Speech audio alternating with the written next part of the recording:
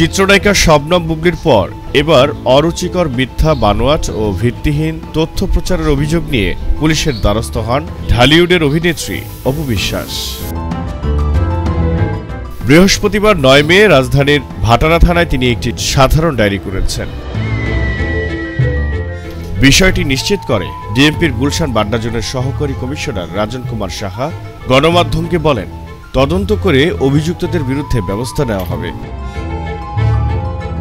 জিডিতে অপু বিশ্বাস বলেছেন, কিছুদিন যাবৎ ৩৪ ব্যক্তি ও ব্লগার তাদের নিজস্ব ফেসবুক ও ইউটিউব চ্যানেলে তার নামে বিভিন্ন অরুচিকর মিথ্যা ও বানোয়াট তথ্য প্রচার করছে। এমন অবস্থায় বিষয়টি তিনি সাধারণ ডায়েরিভুক্ত করে রাখার প্রয়োজন বলে মনে করেন।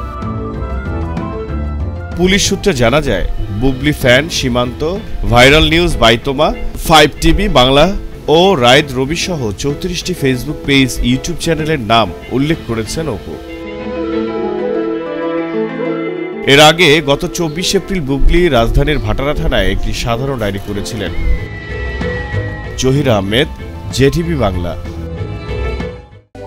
Toshiba Elevator has speed governor for rope safety, fire protected door, energy regeneration system, roller guide for smooth acceleration and minimal vibration, auto and smooth landing during power failure. Toshiba, leading innovation.